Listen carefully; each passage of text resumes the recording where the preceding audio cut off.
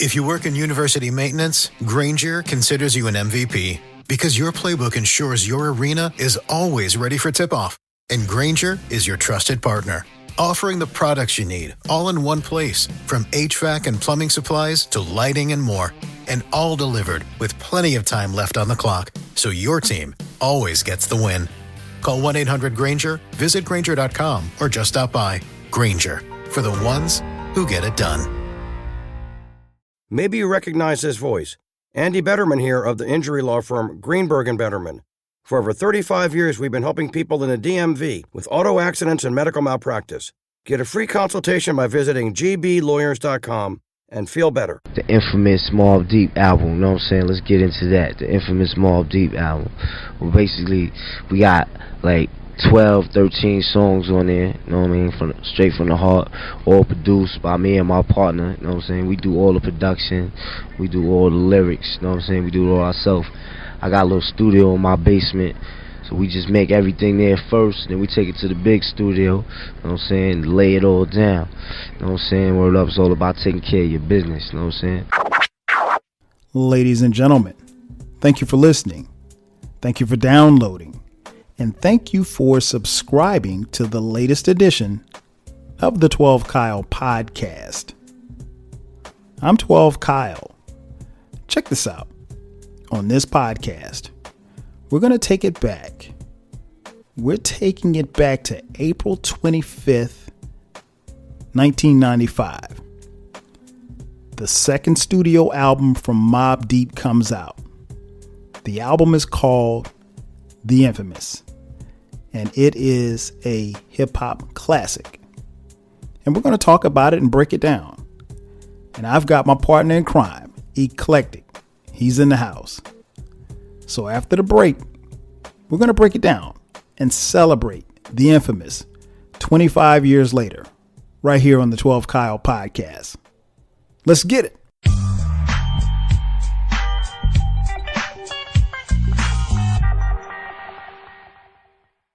And just like that, we are back.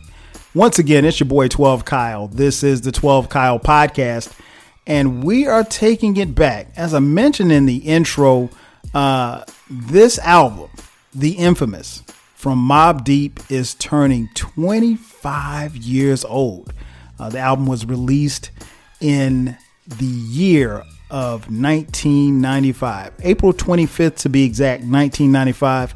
And man, I got my boy in the building. He's in the house. Eclectic, say what up to the people. Yeah, what's up, everybody? I am the war that was going on outside. What's good, man? What's cracking? Yeah, shit, chilling. Just ready to wax poetic about this album. It's a great album. 95 was a great year. So yeah, let's get it. No doubt. Like you said, man, 1995, April 25th, Mobb Deep released their second album. And again, it was called The Infamous. And so I guess we probably should start right there, man. Now, if anyone listening, if you've been following both me and Eclectic, you might remember we had a little battle. We had a 3-podcast series battle between music that came out in 1995 and music that came out in 1996. Mm-hmm. Now, if you listen to the battle, you know who won. Mm-hmm. So I'll just leave that at that. Mm-hmm. But nonetheless, when you finish this podcast, if you haven't heard it, you can go back and listen.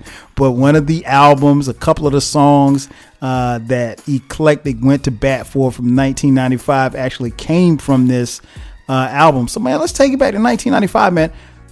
What do you remember about that year in hip hop? Because I know you, like I said, in our battle that we talked about those years, 95 and 96, going against each other, you spoke very, very highly of the year 1995. So what do you remember about that year?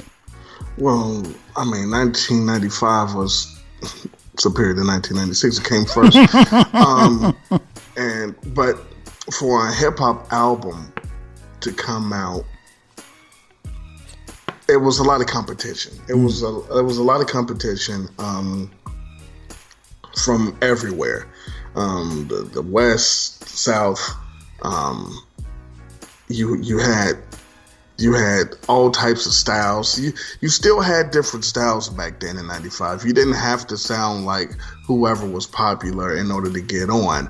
But I will say, due to the fact that Illmatic came out a year prior and Ready to Die came out a year prior, the emphasis on lyricism in the East was becoming more important than it was in, say, 91 and 92. So in 95 you had, this is the boom of the mixtapes. So you had your mixtapes and your features and your songs you never heard before, songs that the DJs stole from somewhere. So right. They didn't have the right name on it because they just listened to the song and whatever the person said a whole bunch of times, that's what they wrote on there. Like, this is what the name of the song is. And so when the Infamous came out, I put the Infamous as probably the second best hip hop album to come out in 1995. I think it's my second favorite, but I also think it's the second best. Number one being the Purple Tape. I think my top five would go Purple Tape, Infamous, 456, Liquid Swords, and either Mr. Smith or Do or Die. Yes. But even with that, a lot of other things came out. Me Against the World came out. Soul Food came out. Yes.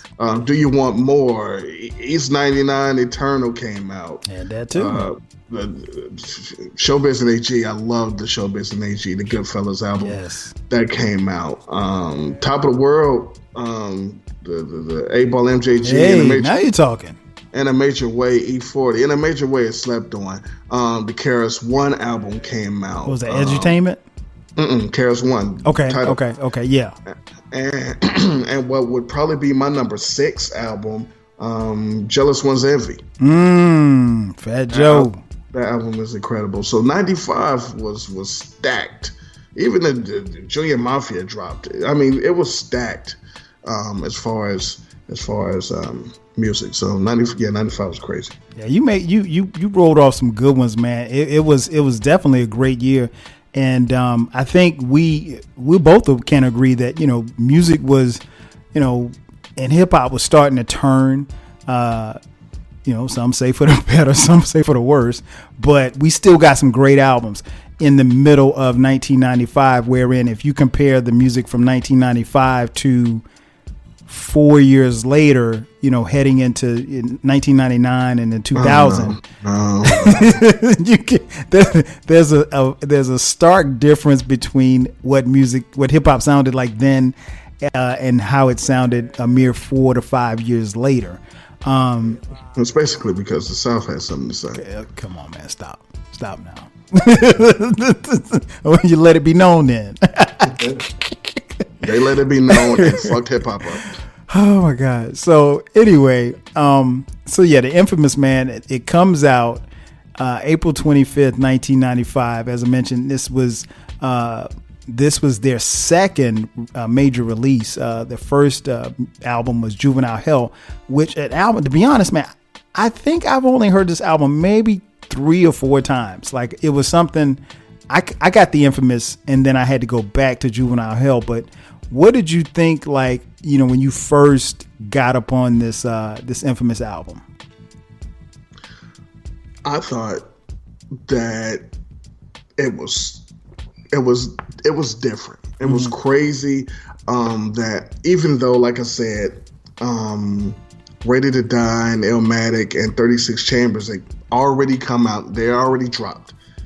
The Infamous is the album that I think stylized what New York hip hop was about to be, more so than Illmatic, 36 Chambers, and Ready to Die, because this was return of the boom bap. We gon' rap your ass off. We're gonna rap your face off, and we don't necessarily even care if you throw us on the radio or if you keep playing it. These are just the songs, and this is just our style. We not switching it up for nobody. We just rhyming, having some good times, telling you what's going on in the streets, what we see, more so than other one. Illmatic was close to that, but Illmatic is more polished than Infamous. Infamous is like, damn, they just taped that. They just had play and record on the street and just started rapping. Right. Because Half a P, they were like the new gutter EPMD. They, without the fun, they just had the monotone flows, the hard beats, and it wasn't a lot of pop. And I mean, like, probably it was just nothing polished about that album. So when I heard them, it was just like, wow, this is gritty. I like this. It was like reminding me of old Just Ice and Karis and things like that. It's so basically, this is more. If I'm comparing it to like Illmatic and Ready to Die, this would be more criminal minded and Illmatic would be more paid in full. That's a great analogy. I agree, man. I think the first time I heard it, I was in college at the time at South Carolina State University. And I'd never heard anything like this. Like I was intrigued because, like you said, for one, I knew where they were from. They were from Queens, from Queensbridge in particular. So I knew they were down with Nas. So, it was kind of like how it was for us back in the 80s, where if someone was down with somebody, then you automatically kind of, you check for them because you knew that they were down with them. So if you like somebody, and I loved Nas at the time, so I'm like, okay, if they down with Nas, they got to be dope, right? So I really didn't know that much about them. I just knew they were from Queensbridge, and I heard that they could rap. And I remember buying the CD, man, and I was just like, yo, I had never heard anything like this before. And like you said, it was just really, really grimy, dark, crazy ass beats. And we'll get into production in just a second. But, in case you're listening, you don't know who Mobb Deep is, and I'm sorry for not saying it, but it's Havoc and Prodigy, rest in peace. And both guys were, very distinctive in their sound and how they rhymed.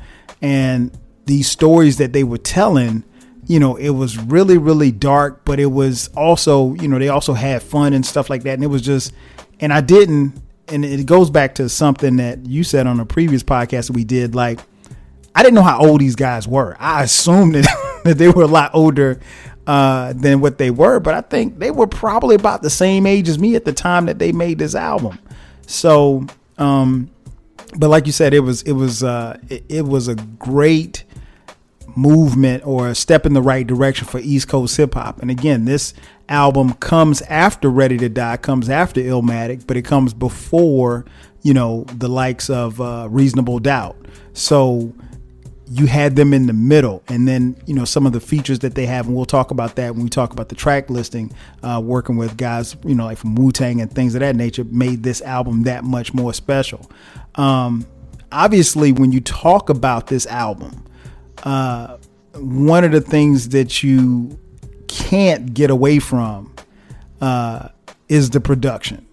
The production is bananas. Most of the album is, self-contained because it's being produced by Mobb Deep, meaning Havoc and Prodigy, who also, lend his hand as far as the production. Q-Tip produced, let me see, 1 or 2 tracks on here, but it's mostly Mobb Deep, man. What did you think about this production on this album? Well, first, when this came out, they were both 21. Ooh, okay. Yeah, I think I was 21. The production, you didn't hear beats like this on a whole album. You would hear their beats would be, oh nah, they about to get grimy on this song, right? And it would be that song. It might be 2 songs, It might be like, oh, now this is, yeah, they ain't messing around, because a lot of the other songs, you know, like I said, I hate to keep using this word, was polished. This was your entry to Havoc's production style, and Q-Tip cleaned up a lot of it after the songs were done, changing some drums and stuff. But this was Havoc style, so you never heard it before, and afterwards you can start telling Havoc beats or Havoc production, because it just has a feeling. The whole album is a mood. I can see, and I'm assuming we're gonna get into track for track. We will. As you get into the album, some of the songs start to blend together, and I could see how some people could get bored or tired of these songs, because the whole album is a mood. It's not trying to switch. It's not gonna switch up too much on you. If you like this kind of production, you're gonna love the album. If you just tolerate the production, you're like, man, I'm gonna need them to get out of here for a little bit, you know. But it's just, again, his production reminds me of the old Boogie Down Productions production a little bit, and some of the later Eric Sermon, DJ Scratch, Redman stuff with the muddy bass, and it was, you know, it's some of the Havoc stuff is like eerie. It is. He scored a horror film, and he could use a lot of this shit for like a horror film. Right. That's a great analogy, man, because it sounds just like that. Like you said, it sounds like it's something that should have been in a horror movie. And, you know, again, we didn't have the internet back in 1995, so I had no idea how old these dudes were when I saw the video for the first time. I think the first video I saw was probably Survival of the Fittest, I guess. No, Shook Ones. It probably was Shook Ones then. Go ahead, I'm sorry. Remember, though, they made the singles before the album came out, and my man said, I'm only 19, but my mind is old. And then, like, a year and a half later, yeah, he said. Exactly. So, and that's crazy, because it's like when you listen to it, it would make you think that someone probably a lot more older than 19, 20, 21 years old is making this music. But like you said, a lot of the stuff is very dark, and it sounds like a horror movie or something that would be in a horror film, but it's these tracks. And then when you add in the verses of what they're actually talking about over this, I mean, it makes for great theater, if you will, for your ears. I'm gonna tell you this. I almost didn't really fuck with them. How so? Well, what happened was I heard Mobb Deep like on like Dumb Logo. I heard like the Juvenile Hell and all that shit, but not really knowing who they were. So one day, the Shook Ones video came on, but I was like, I think I was like cleaning the dorm room or something. I had the volume down, and I'm just, I look over, and dude got the Hennessy, the do-it-yourself Hennessy, misspelled Hennessy jersey on, drinking out a plastic cup on it. I'm like, man, what kind of bargain brand generic niggas is this? And then when it flashed on the thing, it said the name was like Mobb Deep. I was like, man, I ain't even listening to them. I don't care who they are. They look wild, dumb. And so then I think it was like the next day, because back then, if you missed in the 90s, if you missed a video, it's going to be back on later on that day or the next day. Right. In the 80s, if you missed a video, you may never see it again. Never. It's still videos. I wish I could. There's videos I can't even name that I saw that I want to see again, but I don't even know the name of it because I only saw it once and they didn't put the shit at the end. There's probably some videos that were made and you probably saw them, and then when you see them again, you're like, oh, they made a video for that? Right. But so like the shit came on again, and I was, they put the thing at the bottom, like, oh, it's these motherfuckers. And then I actually heard, I was like, oh, this is dope. Mm-hmm. And so yeah, I was judging the book by the cover at the beginning because I had the volume. And I was like, I never want to hear these guys. Right. Wow. So we both were in college at the time, and I know, like for me, there were a lot of cats in school that was really fucking with Mobb Deep. What about you? And I know you know, with you being at Grambling, was it something where they were popular, or you know, was there anybody in your crew that was listening to it, or were you like one of the few people in your area that was actually listening to Mobb Deep? Nah, because down there you had your sects of people. So everybody in my crew were from New York. Okay. I was the only one in the crew that was not from New York, and I'm talking every borough. And so at any point it could have been like 10, 12 of us, and they all from New York. I'm not.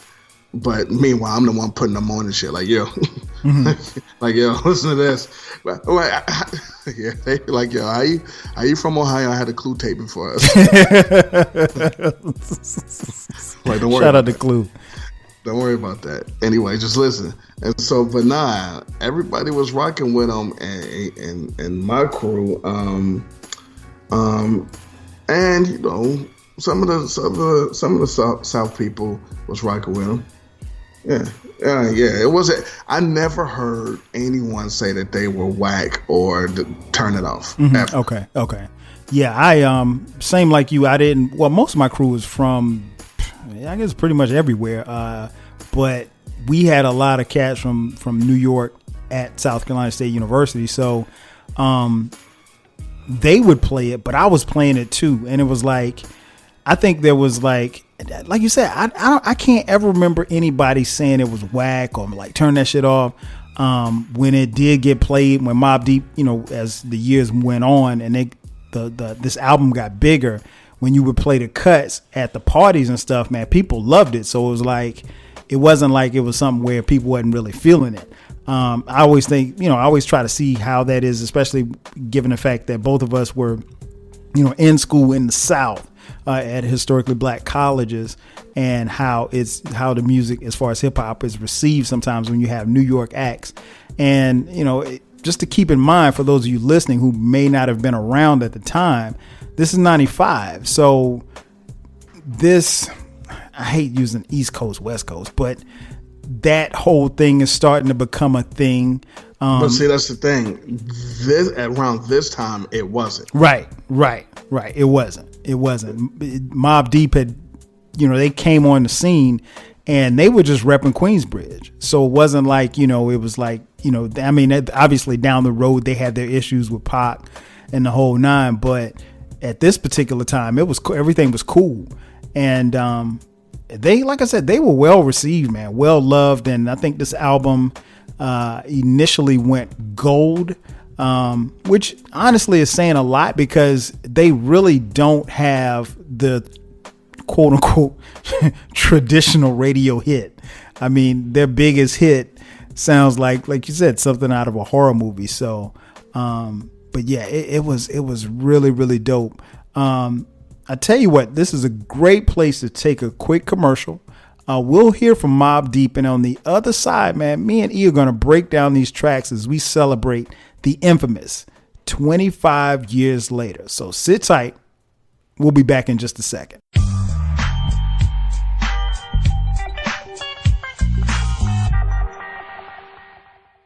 How would you describe the Mobb Deep sound? It's like an underground sound, you know what I'm saying? What makes us different, that we definitely keeping it real with our music, you know what I'm saying? And word up. It's all about, you know what I'm saying, our music is all about street life, you know what I'm saying, the ups and the downs, the good times, the bad times, you know what I'm saying, and, you know what I'm saying, we talking about the drug game, you know, how people getting killed, how brothers are getting killed. We talk about how we can better ourselves and further your mind, you know what I'm saying. Start, you know what I'm saying, our brothers need to start reading more, acquire mad knowledge in their head, you know what I'm saying, so they can take their, you know what I'm saying, take their life to where they want to go. You can achieve anything you want to achieve in life.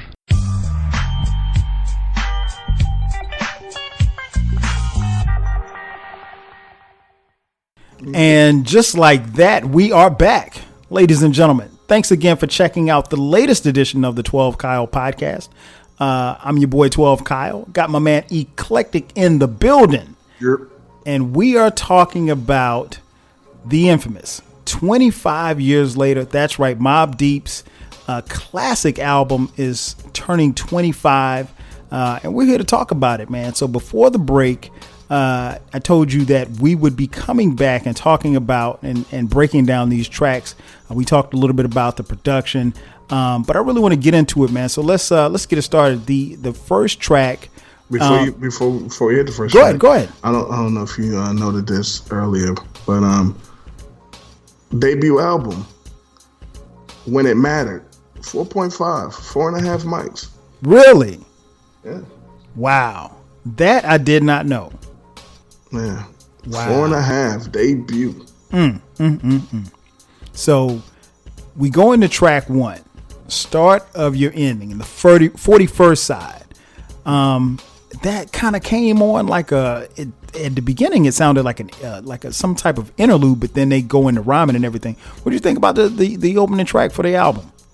I loved it because one, it didn't sound like anything that I heard before. You're right. It sounded like they was just gonna do a little intro and then the second song was gonna come on. But meanwhile, it's like a damn near 5-minute song. Right. And the beat, great. The rhymes. It was a great introduction to what you were about to hear, to who they were, and to their sound. I mean, I love that semi-auto. You could bring it on, yo. That's just incredible. No doubt. I loved it, man. I remember listening to it like the first couple of times I heard it. I was like, wait a minute. Okay, it sounds like an intro. And then they start rhyming. I'm like, okay, this is where we going? Like, I wasn't really sure what I was listening to at first. And because, again, I remember buying this album, not really having much background on them other than the fact that they were from Queensbridge and they were down with Nas. And I saw, I looked on the back of the CD packaging and I saw a couple of features, which, honestly, 95, I didn't care about features. None of us did really, but given the fact on who the features were, I knew that, this album had a chance to be special. So then go ahead. I'm sorry. I caught the joint on the strength of the Source. Okay. I saw 4.5. I'm like, 4.5. Reading about it. I'm like, nah, I gotta have it. Yeah, man. And that. Shout out to the Source, man. Back then, we really. I know I did. I don't know about you, but a lot of times, yeah, I bought albums based on, because a lot of what I read in the Source, the mic system was, generally in my line of thinking. So the albums that were like 4 or better, I would always buy, even if I didn't know anything about the artist. I would actually, and keep in mind, I'm a college student, so I don't have a lot of money. But, other than the record store scam I was running, but, we're not talking about that. But nonetheless, I would buy these albums. And this one, like you said, 4.5 mics out the gate for this album. Then we go into track 2, the infamous Prelude. This one, they're talking shit. I mean, you go from that one track to, Prodigy just talking mad shit, and it's like he's like, I don't care, he starts talking. You'd have to hear the interlude, but it is definitely a prelude as for what is to come. Then we go to track 3. Hold, please. Okay. 2 things. The infamous prelude. Few things were funnier than start punching niggas in the face for living. Go back to high school, start punching niggas in the face for living. Also, for the people who will go back and listen to this, or for the people who were outside when this was out and knew, he was talking about Keith Murray and Redman. Now, Redman, I did not know. I heard that it might be about Keith Murray, but how did Redman get involved in this? Because of the talking about how much you get high, he took offense to that, and he knew that he was talking about Keith Murray about the space shit. Mm-hmm. And so, rumor has it, allegedly, Redman and Keith stepped to him at the tunnel after this, and things happened, and things got squashed. You know, later on in life, the next year, Prodigy and Keith Murray were on LL I Shot You remix together. True indeed. And as soon as Keith Murray finished his verse, Prodigy started taking shots at Keith Murray on his verse. So then they had beef again. How you gonna be on the same track with me dissing me? I don't know. Ask Cannabis. So look at you. Look at I said, you know what? That's a layup. That's a layup. Anyway, go ahead. Or ask Craig Mack. Right. But yeah, go ahead. My bad. No. That's a great piece of information. I want to say I heard that it was about Keith Murray, but I didn't know But then again, I guess, Redman and Keith Murray ran together back then. So I would, if you got beef with one person in the crew, maybe you might have beef with the whole crew. I don't know. That's dope. I totally forgotten about that. Then we get into track 3, Survival of the Fittest. Man. Another horror movie. What did you think when you heard this song, man? First, I'm like, well, shit. Michael Myers is about to come out, right. So the song started. But Prodigy has a knack for starting his verses off incredible. Mm-hmm. And I saw the video, and video had a small cameo by Puff. Puff was in the video, and I was like, "Oh shit, they know Puff." That's cool. But I love the song. Here's a question: what do you think is the better opening? There's a war going on outside, or I got you stuck off the realness? There's a war going on outside. Because he said no man is safe from. So you can't avoid it, and I mean like that.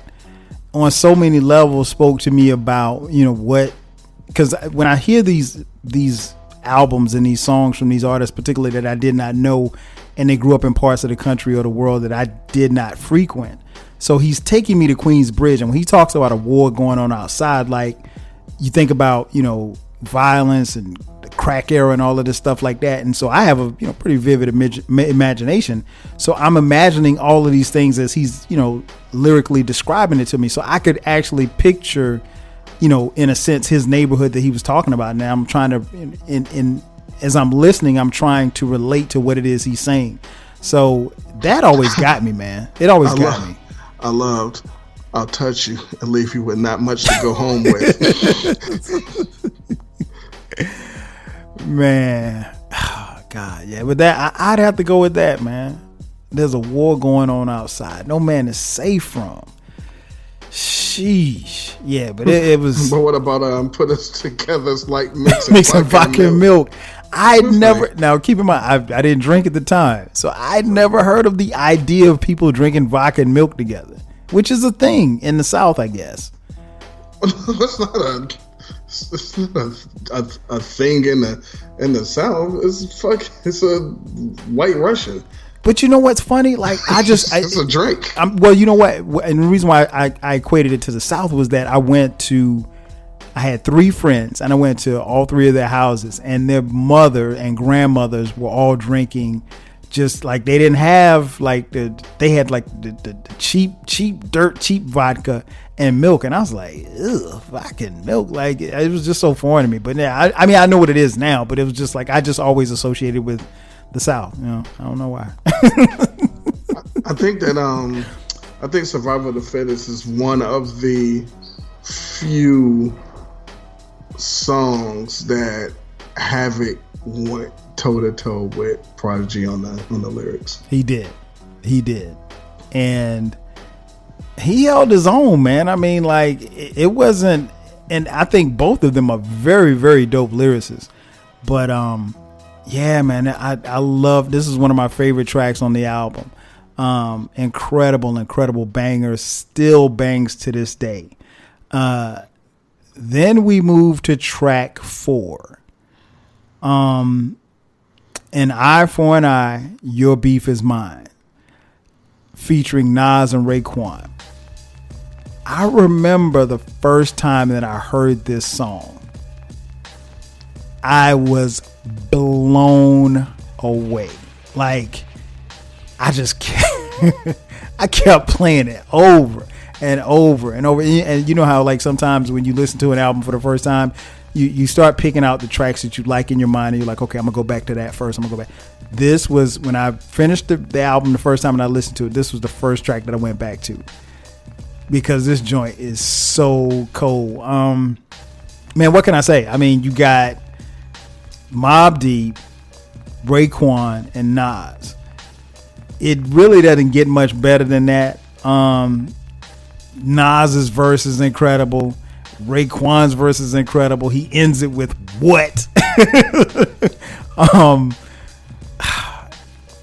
I don't know, man. So much I can say. What about you, man? What do you think? Because I think I know what you're gonna say, but what do you think about this track, man? Well,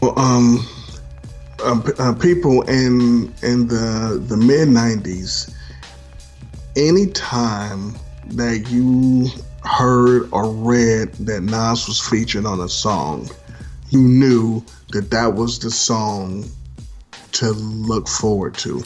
That's when you got this album, you started off and you're like, yeah. And so then after Survival to Finish, like, here it comes. Mm-hmm. Everybody start paying attention. Here it comes. And you don't know what verse he's gonna have. You just listening. And then it seems like every time when his verse start, everybody just gets happy and just start shaking their head, nodding their head extra hard. This was peak. This was Esco. Yes. Eye for an Eye is top 5 my favorite song in 1990. I mean, of the 90s. That's saying a lot. It's definitely top 10. I'm saying it's top 5. I love Eye for an Eye. That song will always get me in a good mood. It'll always get me hyped anytime. If I'm driving somewhere and I'm a little tired, nodding off, I throw that song on, I'm good. If I needed something when I got up in the morning, if I needed a little, I throw this on, I'm good. I think that this song is superior to 1995's Nas feature on the Purple Tape Verbal Intercourse. I think this is superior to that, mainly because his Verbal Intercourse verse is kind of a recycled verse. But and this song, Raekwon murdered this song. You could tell that he bodied this because he went last. so normally in a situation like this, Nas would go last. He would be the anchor. Right. He'd be the closer. He's the biggest feature on the song and the album. Mm-hmm. But in my brain, Raekwon came in and it was like, nah, you gotta go last with that. And that's what the way I think, the what at the end of it wasn't written. He just knew he killed that so hard that he was just like, what? Like, I can just picture just pushing the microphone out the fucking way. Like, man, nah, I just did it. But I love this song. This song makes the album for me. Yes. And this song does not get enough credit. I don't hear this song talked about a lot when you talk about, if you want to say posse cut or collaborations, because this was just sick. They had the Queen's connection with Mobb, and then Raekwon was on the same label, so that's how they got them. And you basically, the only thing was missing is Biggie. You had the biggest people of the night. So Illmatic came out, that's Nas, and the 36 Chambers came out, that's Raekwon. The only thing that was missing, was having Biggie on the damn song. You're right. The song is just incredible. And if you get a chance to listen to the original version with the different Prodigy verse, you're in for a treat. Okay. So just so I'm clear, who had the best verse?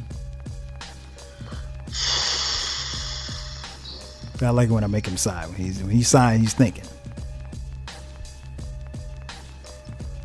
Drug dealer's dream, cash green keys on a triple beam, 500 that's green, 5 nickel gleam, condominium, young thug dressed like a gentleman, telling me house to Chanel for my woman friend, murdering numbers on your head.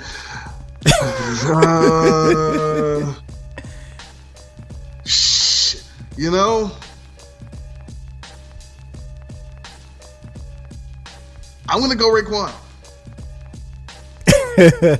So that is a surprise because, you know, I'm pretty sure you were dressed in tailor-made ostrich back in the day, and you had Chanel for your women friends. No, I didn't. But before you finish that thought, I'm giving it to Raekwon on the strength of the flow. He had like a melody going for himself through it, and how he started and ended the verse. He ended it with the what, but he started with the hold up and then yes. I gotta give it. I'm giving it to Raekwon. And Nas doesn't lose on collabs. Nope. I only got like 3 he's lost on. Well, we know one of them. We got this one. We got Life's. Right. And we got John Blaze. Yeah, you're right. Yeah, man, I agree, man. And that's tough for me to say because I love Nas's verse, but yeah, Raekwon got him slightly, but he got him. But Nas's verse is so cool. I mean, like you said, this is my favorite song on the album. Much to the surprise of a lot of people will say, you know, other songs we'll get into, but for me, for my dime, for what it's worth, this is my favorite song. Then we go to track 5, Just to Step Prelude. Mobb Deep does a good job of having these, you know, interludes in there, just like guys from the hood just talking shit. Well, the dope thing about this was, well, 2 things. They named their preludes, but like they weren't songs. Nope. It was like, so they had the infamous prelude, but the song afterward wasn't like the infamous, right? And it's just that prelude. The song after this, well, it was just that, but it was just that in parentheses.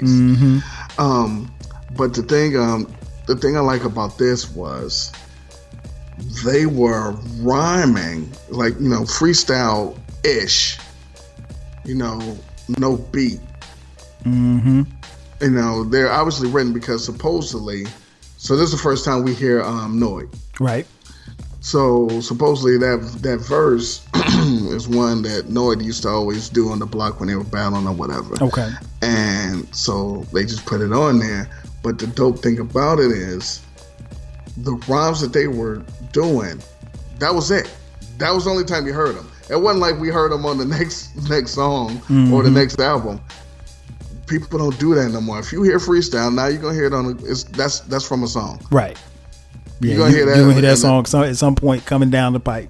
Yeah, but you know, back in these days, you know, like I got plans, power movement, you know, and then it's like that's it. All right.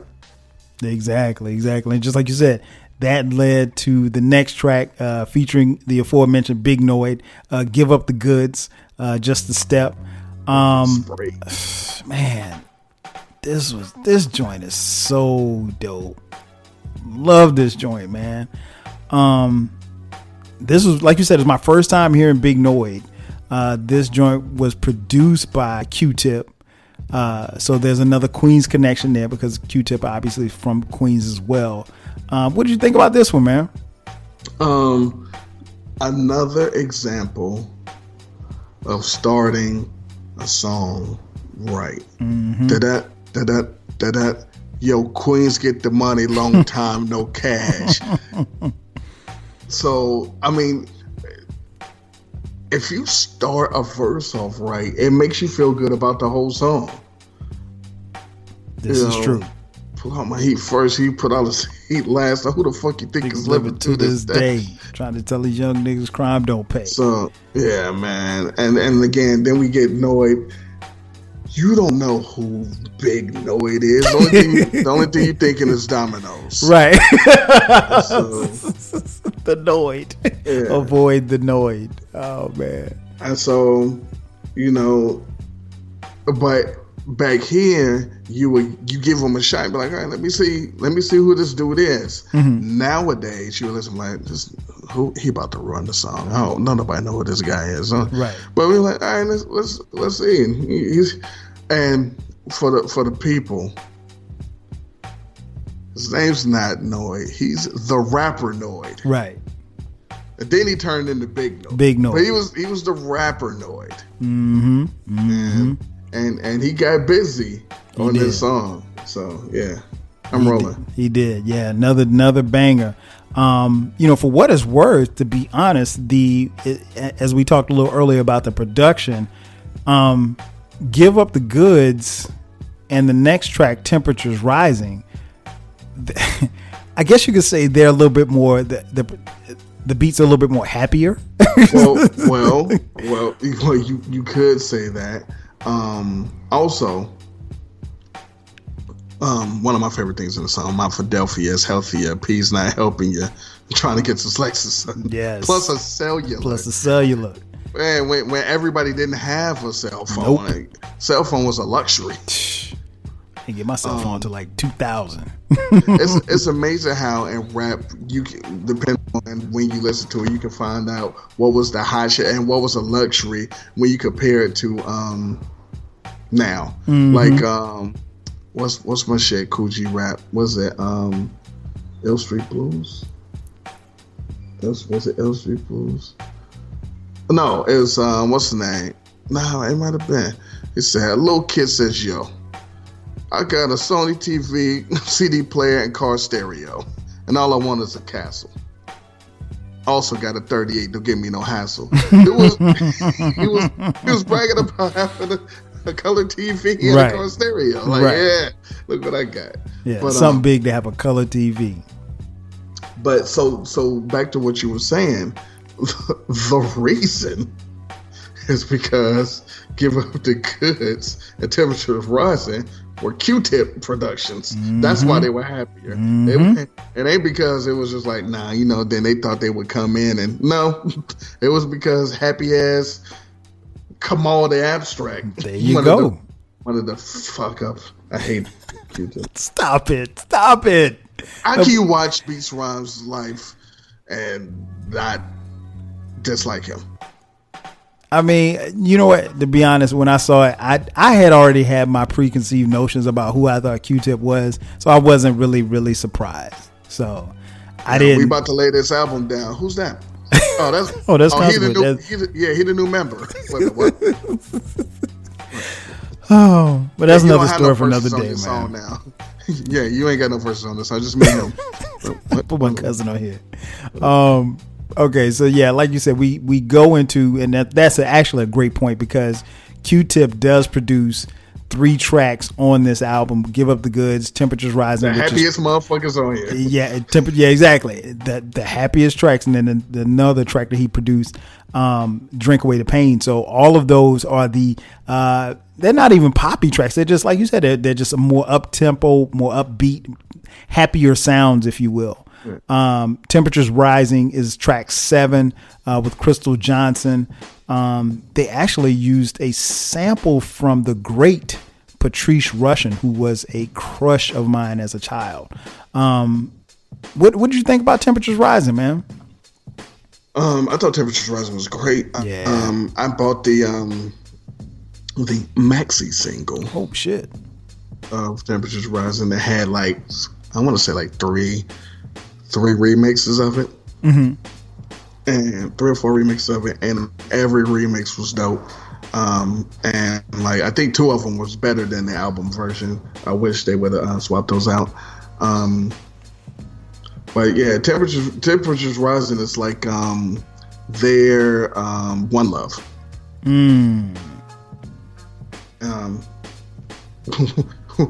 By the way, guess who produced One Love?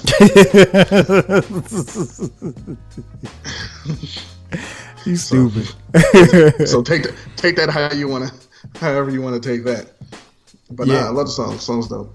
Yeah, man. Same here, man. I loved it. It's Crystal Johnson on the hook. They just, like you said, they managed to infuse those 2 tracks in the middle of it. So the sound quality is you're going from dark to happy, and then you're going to get dark and grimy again. But it does not. It goes back to a little something that you mentioned earlier, like, you know, it's not overkill of the dark sound from Havoc. So it's a break, if you will. So they can kind of, you know, so the listener can kind of come back to something different or whatever in what they're hearing. And then you go to track number 8, Up North Trip. Man, listen.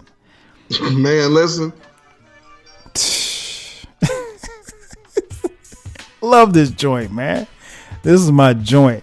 Another banger, man. Another banger.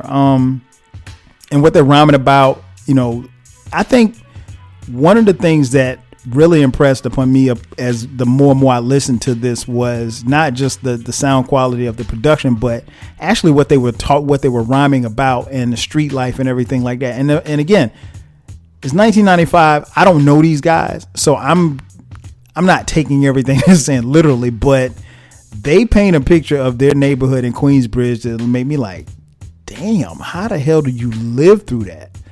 And they were really good storytellers. What did you think about Up North Trip, man? Not only were they really good storytellers, well, because of that, this album, more so than a lot of albums, I mean, a lot of more popular albums and albums after that, this let the listener know who they were and what they saw. This was an introduction to them. This debut album was, look, this is us, and after this, anything else you hear from us, you'll know it's us. Like, they didn't just make an album to sell, you know, go platinum or blow up on the radio. They just made an album. This was super throwback to, I'm making an album because we like rhyming and we want to report what we're seeing. It's just like Illmatic. This is what Illmatic was, what Nas saw out his window, and the Infamous is what Mobb Deep saw on the block. Yeah, you know, and they were like standing outside of his window. It's crazy, man. The song Up North Trip is crazy. Yeah. Up North is going to jail, by the way, everyone. Yeah, especially for those of you who weren't outside, you may not know that, but yeah. I agree, man. It was that song just, and I think that's where where they were just like you said, they were at the point where like, okay, this is who we are. Okay, we gave you the happy shit. Now let's get back to the grind. And it really goes from there. And then you go into from Up North Trip to track 9, Trife Life. Great use of You Are My Starship. Yes. I'll say this. Trife Life probably was when I started to get fearful. Listening to it. I'm like, yo, what the, I mean, because it is so dark and grimy on this track, man. And what they're talking about, like, I'm like, I'm as we're talking about this, I'm just reflecting on like my first couple of listens, and I'm just like, what? Again, we hadn't heard any for whatever you thought, you know, about Illmatic. This wasn't it. So again, these guys, I'm thinking, okay, these guys are down with Nas. They got Nas on here. It's gonna be similar or kind of in the ballpark of Illmatic. It wasn't, but it was so dope. But the way it sounded was just so dark and so crazy. But they had you on every verse because you were still intrigued as to what they had to say, man. What did you think about this track? Yeah, I was listening to the whole first verse, waiting for him to see if he was gonna get set up by the chick. Yes. I'm like, oh shit, what's the chick up to? But the thing about the verses, you get engrossed in what he's saying, and I was telling some people, and this is a behind the scenes look at how future podcast trying to come up with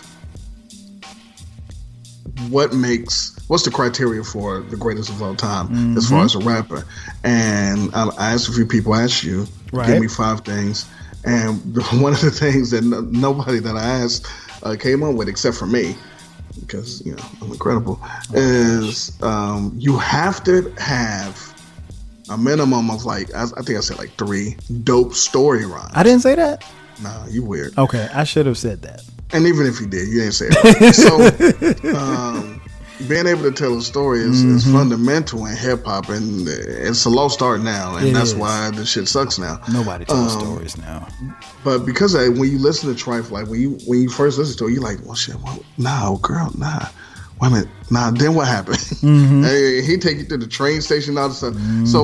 So something like that is dope. Music is an escape, and hip hop was always technically was the majority of it when it started was telling the stories. Hey, you ever go over a friend's house to eat and the food just ain't no good?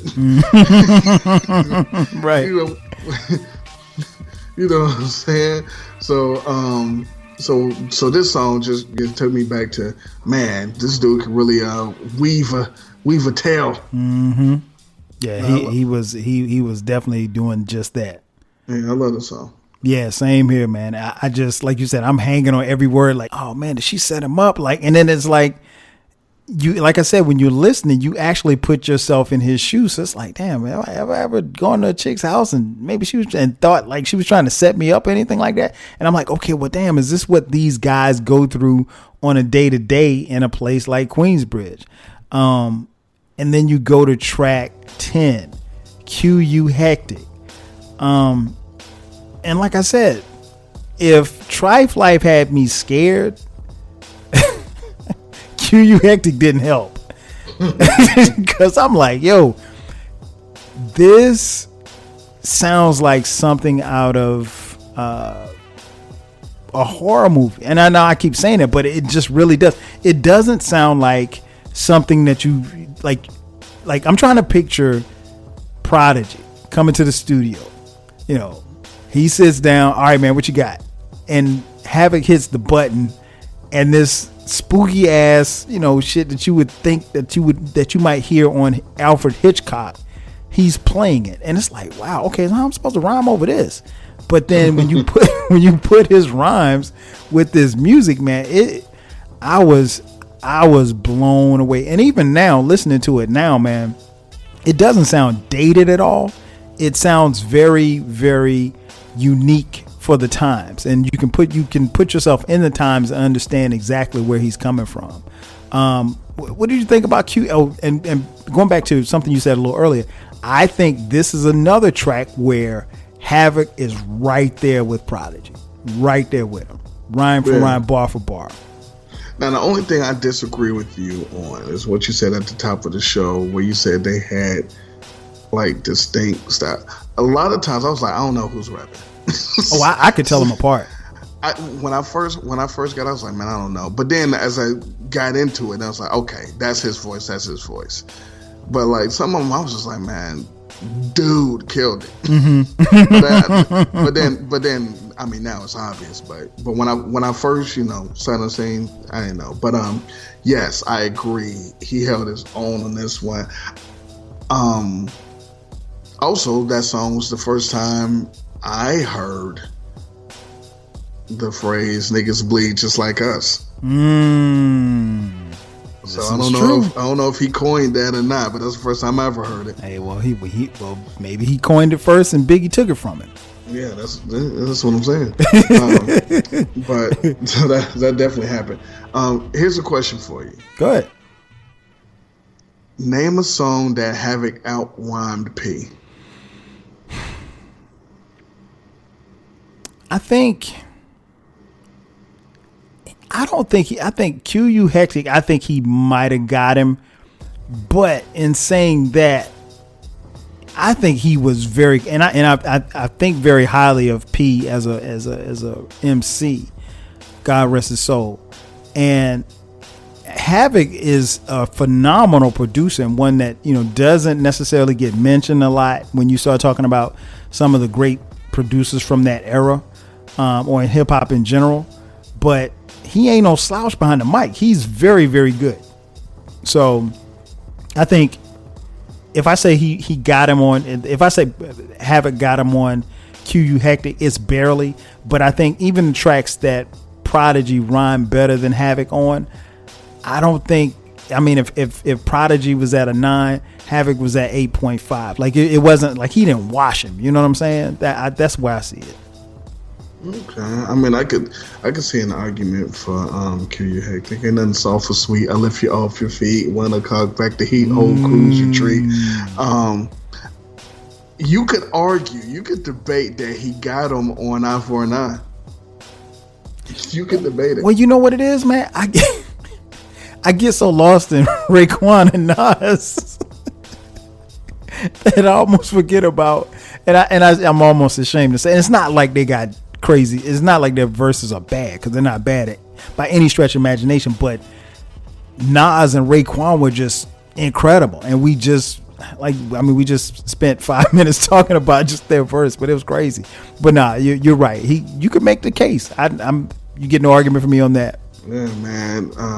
Try to infiltrate my fort, get caught dead up in New York. My brain is packing criminal thoughts. Get your life lost. Never found again, my friend. Mission completed. Why'd you drop it less than 10? On my road to the riches. Hitting snitches off of mad stitches. Your last resting place would be a ditch, kid. No one can stop me. Try your style sloppy. You want to be, but you're just an imitation copy. I'm like, I don't know. But, you know, it doesn't matter. Nas and Ray killed me. No doubt. So then we go to track 11. Speaking of Raekwon reappears on the track Right Back At You. This is featuring Ghostface, Raekwon, and Big Noid. What did you think about this one, man? Jesus. This is probably my second favorite song on the album. Wow.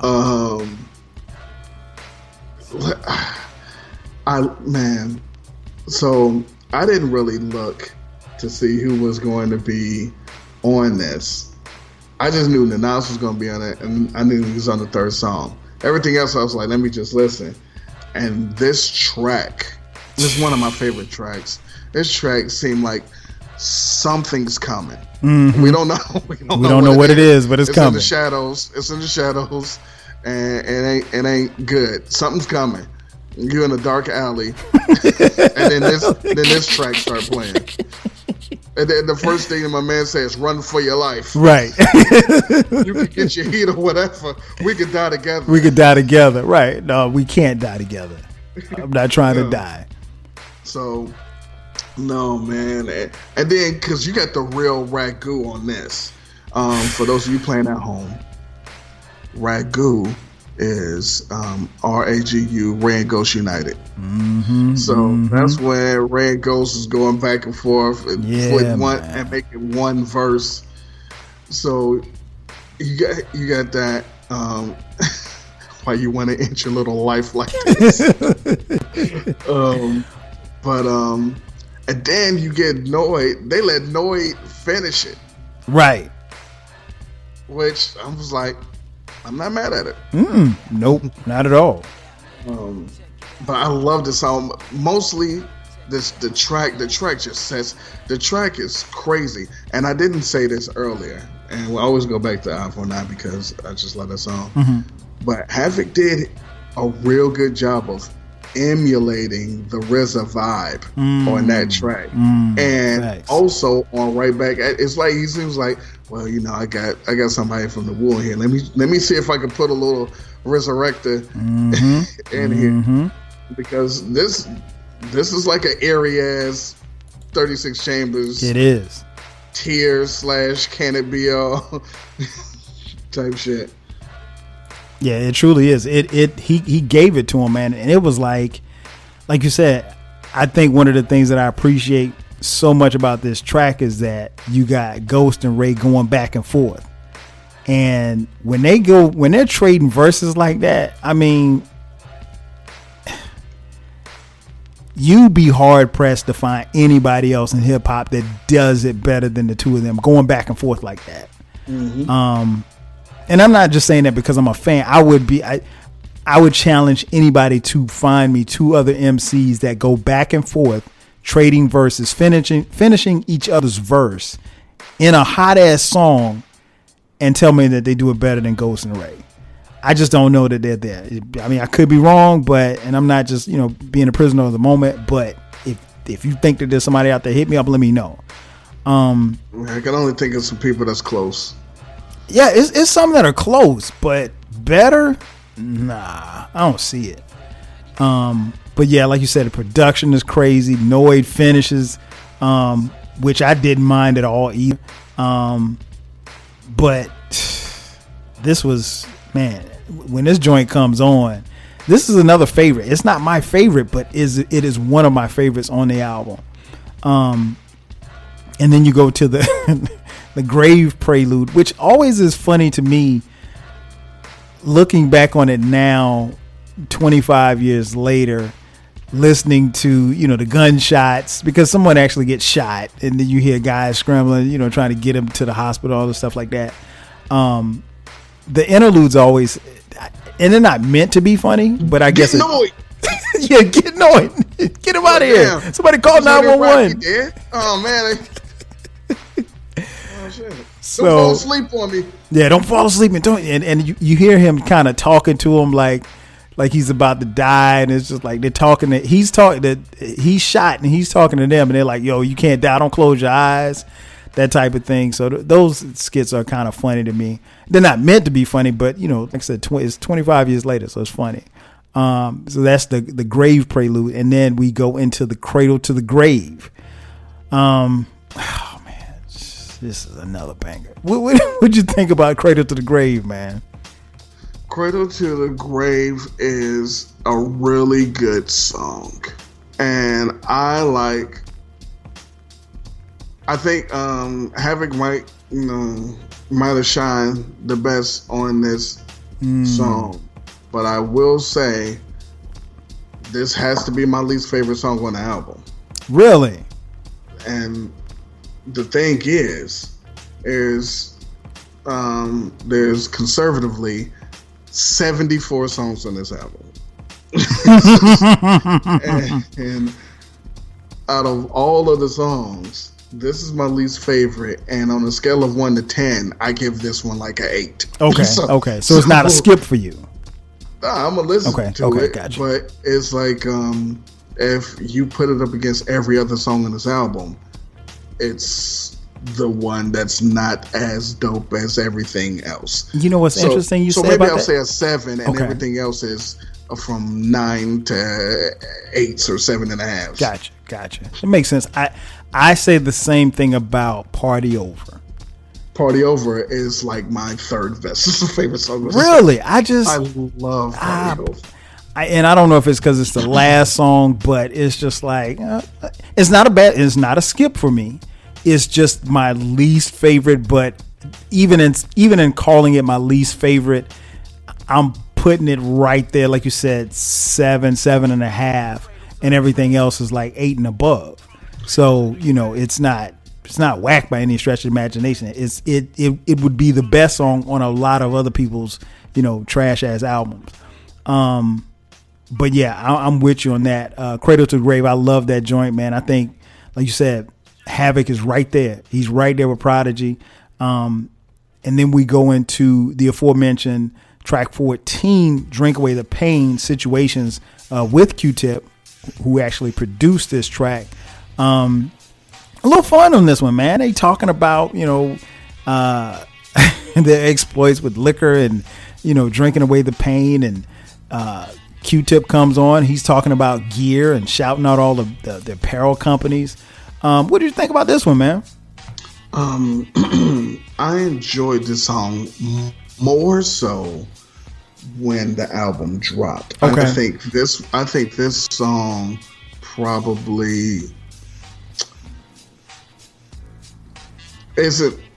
I hate saying didn't age as well as everything else. Mm-hmm. But I love songs where they do personifications of other things. Mm-hmm. And they do. I eat that shit up because it's something that it's tangible, and I was like, oh, I can see how you did that, and it shows how talented you are to be able to do it and make it make sense.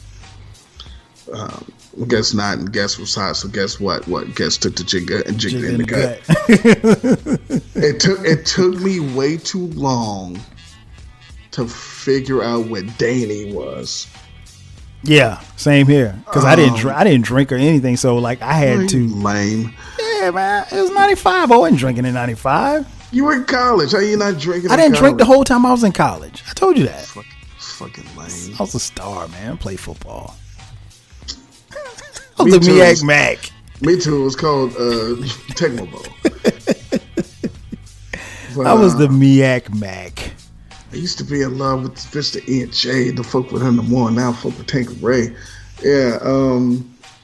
Damn, man. I really like this song. It reminded me of Nori's Married to Marijuana and a couple other songs. And Q-Tip didn't screw it up. He had some sleepers in there. He mentioned Walker Wear. People didn't know about Walker Wear. Allie Hansen. British Walkers. So Nautica's in there. So I'm rolling. But he never. They never put this out to really do anything. I mean, I guess you couldn't really do anything with this. Havoc's was okay. Yeah, I think I'll agree with you on that. I think his verse was okay. Prodigy and Q-Tip really, I think, came through on this one. But I'm with you. I love it when you can personify something, and it's a track that's relatable. You can relate to it. And like I said, I didn't drink, but I had to. Most of the liquors and stuff that he talked about, I knew about, and then obviously talking about gear and stuff. Half of that gear I couldn't afford or didn't wear, but it was still good to hear it personified and still shout it out in the song nonetheless. Then we get to track 15, Shook Ones Part 2. Man, this song got you stuck off the realness. This song right here, man, Shook Ones Part 2 is very, very unique. And I'll say this, even to this day, Shook Ones, something happened to me on 3 separate occasions. I was in a club 3 separate times. Shook Ones 2 came on, and I almost got bum rushed by a bunch of women running to the dance floor. Man, that's crazy. I don't know what it is about this song and women dancing or getting to the dance floor. And I really believe that if you're a woman and you know this song like the back of your hand, you might be a little sexy. Yeah, that's sexy. And you're thugged out. Oh, cool. Which ain't nothing wrong with that.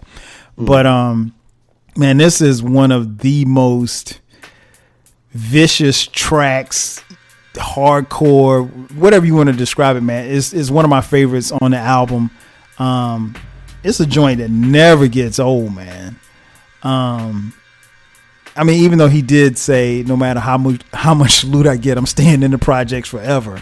which doesn't really make a lot of sense. I would think you want to. Maybe he's gonna buy it or build it up, man. How dare you, man? He's trying to make the place better. But what a jerk. Yeah, man. I mean, I'm getting out of projects. But yeah, man, I love this joint, man. I could go on and on and on talking about it, man. It is one of my favorites on the album. Probably, I guess we could probably say one of their biggest hits. Definitely. Yeah. What'd you think about Shook Ones too, man? There had a lot of songs on here that should have been. This is true, good, but it came out in the wrong time. It came out before people accepted this type of music as dope, but they invented this kind of music. So they had to wait for everybody else to catch up. Another Havoc shining John Favreau around my right is 25 to Life. Nah, this song is incredible, man. I remember this come on. I'm like, now, what did part one sound like? Because I know, I'm like, but now I will say this: I do like part one better than part two. I can't say that, and to be honest, it's been a minute since I've even heard part one. Yeah. Now part 60%, maybe 50% of part one is part two. Yeah, maybe 40%. But I do like part one better slightly. But this song is crazy. I mean, it introduced the phrase halfway crooks. Mm-hmm. But so did part one. But most people haven't heard part one, so I gotta say this is for the populace. The same shit is on part one. You sure there's no such thing as that. Right. But nah, this is crazy. This should have been, as far as sequencing, earlier in the album. Right. This is also like a introduction of who they are and where they're from. Official Queensbridge Murderers. This is I would have put this a little bit higher up. I would have put stuff like Up North Trip and Q Hectic down a little. I would have put this up there with Give Up the Goods. So, but no, it's probably the strongest song in their arsenal, including Quiet Storm and everything else. This is it. This is their it ain't hard to tell. Right. You're right, man. I agree, man. It's interesting because Prodigy said, that they did Shook One's part one, and it was used as a promotional single, and it got a lukewarm response. And so he said, basically, it was like, man, fuck this. We're going to come back. And they went back in the studio and they did Shook One's part two. And I'm still trying to figure out how they got a lukewarm response for Shook One's one, when, it was just like I said a couple seconds ago, people had to catch up to what they were doing. They not only did they introduce you to the done language, they gave you this style, and you had to listen to it and understand it and understand how dope it was. And that's pretty much what happened. Part one came out and people was like, and then a year later, part two come out, and they're like, oh, this is crazy. They're like, yeah, we tried to tell you. Yeah, we tried to tell y'all the first time. Yeah. Rock you in your face, stab your brain with your nose bone. Yeah. Yeah, man, this joint, man, it is incredible. Like I said, one of my favorites on the album. It's probably my second favorite song on the album. And then it closes out with Party Over, the aforementioned Party Over, featuring Annoyed. Come on. Listen, I think the reason why I love this song so much, this song is my One Time for Your Mind. Okay. And I'm the only person that anybody knows is One Time for Your Mind is their favorite song off Illmatic. This is correct. And we still haven't figured it out. And And for those of you people listening, hopefully, I'm only talking to the assholes here. I say it's my favorite. That is not me saying I think it's the best song. You said it's your favorite. It's my favorite. This is other songs that's on that album. And I'm like, oh, this is the shit. This is way better than the song that I like the most. Mm-hmm. But I get a certain feeling when that song comes on. Mm-hmm. Same thing here. This is more of a, as much as Eye for an Eye and what's one other shit? Right Back at You. Mm-hmm. This is more of an old school posse cut where they're like, they do the verse, whatever, party's over, and then the other person start rhyming. Mm-hmm. It's like they just it sounds like they in a basement and passing around a mic. Right. And that's Good my point. roots. Good That's point. my hip hop. That's where I come from. You just sitting around rhyming, then the other person rhyming, and it's just a real simple beat that anybody could have did on the lunchroom table. And it's just, it's like it's more of a more so than those other songs that I mentioned. This song is like a cipher. Mm-hmm. That's a good point. That's a very good point because that's exactly how it sounds. And that's why I like it so much. It's like it's throwback, and they did it in the same vein of the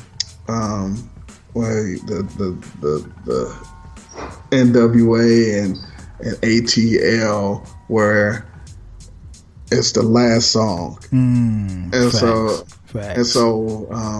when they had the last song and DLC had the grand finale. yes. This was called Party Over. Like, look, so the album's done. Party over, man. Party over. Tell the rest of the crew. You know, so all of that put together, that's why I was like, man, this shit is dope. And I'm gonna tell you another reason. Mm-hmm. When you have an album like this, and what makes this album so dope is you have all these tracks and none of them are whack. Mm-hmm. Where you had like Illmatic that had 4 songs on it. So Illmatic was 7 minutes long. This shit is like fucking 3 hours. And you listen to it. Most people, after Shook One's Part 2 is going off, they forget about this album. Right. Because you'll be listening to it forever anyway. Exactly. And your jam just went off. Mm-hmm. And that also happened to me. And then, but sometimes, you know, you not by the radio, you cooking, you cleaning, you're outside, you're doing something, and you let it rock. And then this song come on, and you remember how dope it is, because this is the one song you listen to the least. Right. Because you're like, oh, Shook One's Part 2 went off. All right, let me turn it off and let me put something else in. Let me go ahead and do what else I was going to do. You forget that it's another song. Right. But sometimes when you let the thing play, you're like, oh shit! Like, yeah, that shit is tight. That shit is tight. So that's also why. Oh, no doubt. They this album, man, its running time is 66 minutes. So you're right, and even back then, that seemed to be kind of long. But for me, I guess when I listen to it, I don't see it like that. I just because I put it on and I just play it all the way through. This album obviously had critical acclaim. It got them back on the map, if you will. The Source gave this album, as you mentioned, 4.5 mics. So they gave it 5. Yeah, exactly. So E, if you're scoring at home under the E scoring mic system, how many mics does this album get, and do you consider it to be a classic? I consider it to be.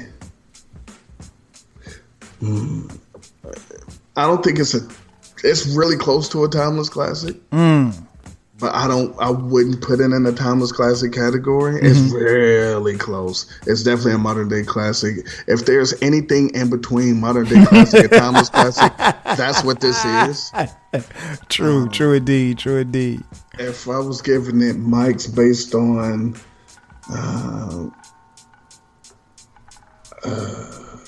I would give it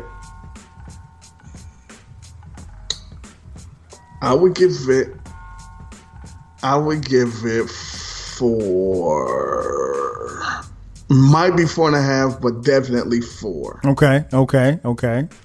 Definitely 4. I'm gonna be stingy with the mics because I'm stingy with the mics too. If 5 is the greatest, I don't think this is half from great. I mean, it could be though. I think it is. It could be a 4.5, but it's definitely a 4. I think it is. I think it's a half away from just being that right there. So I'm gonna give it 4.5.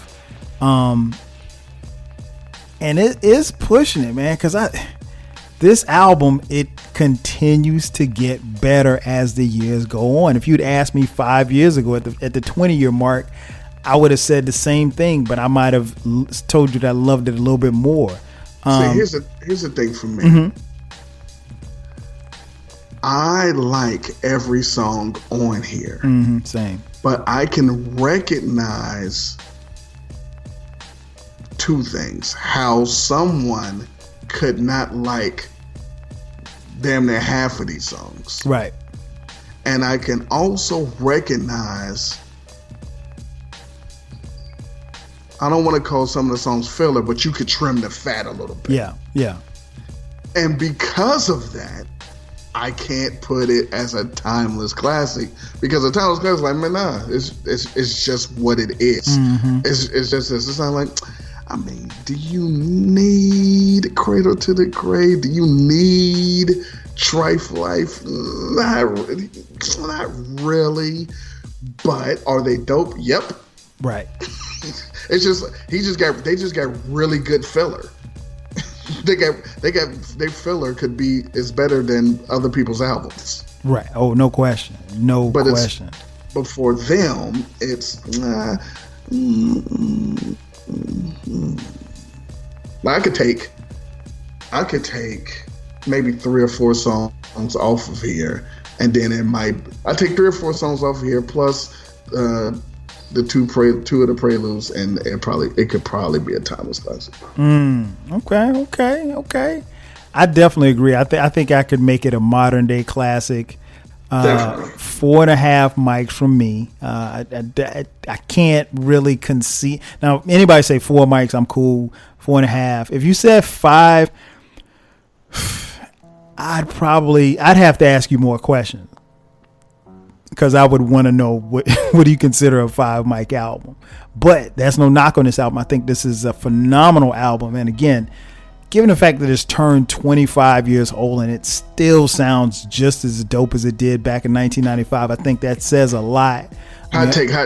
Go ahead. Hot take. The Infamous is better than Ready to Die. I would agree. That's not so. That's lukewarm for me. That's a hot take for everybody. Well, you and I have talked about it. I just, for as much as I like Ready to Die, not take that back. I love Ready to Die. It's not a 5 mic album. I think if Biggie had lived, I don't think he would have gotten 5 mics. I think Did he get 5 mics when it came out? Well, I mean, I think he got 4.5, and they rescored it to a 5. But I think a lot of that is caught up in the hype, and that album I think has 2 or 3 tracks that I literally could just take off the album. Legitimate skips for me. But yeah, this one is a dope one, man. And again, 25 years. Rest in peace to Prodigy, obviously, and Havoc is still here doing his thing, man.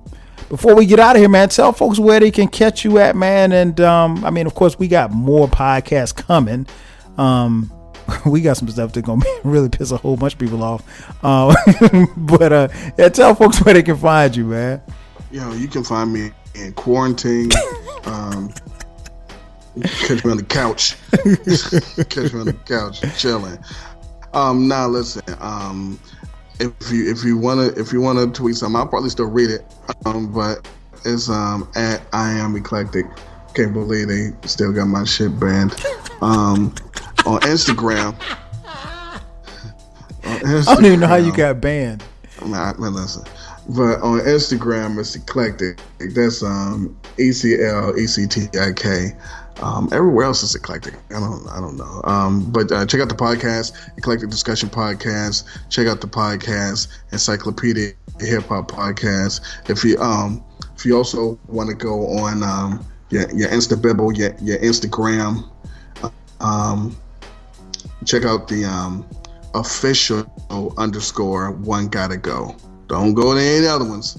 Official _one gotta go. Shark biters out there. Niggas spit off eclectic shit. so yeah, that's what's up. No doubt. Well, you guys know how to find me. Obviously, you've been listening this long. The podcast is available everywhere where podcasts are free. Like I said, we got more coming, but we're going to put a bow on this one. It's in the books. The infamous 25 years later. That's going to do it for us. So for my man Eclectic, I'm your boy 12 Kyle. We'll catch you guys next time. 5,000. Yeah.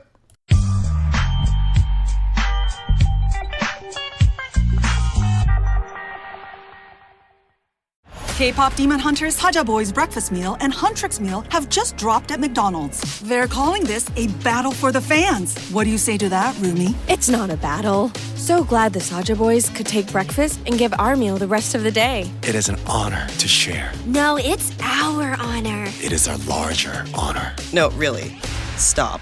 You can really feel the respect in this battle. Pick a meal to pick a side. Ba-da-ba-ba-ba. At participating McDonald's while supplies last. Maybe you recognize this voice. Andy Betterman here of the injury law firm Greenberg & Betterman. For over 35 years, we've been helping people in the DMV with auto accidents and medical malpractice. Get a free consultation by visiting gblawyers.com and feel better.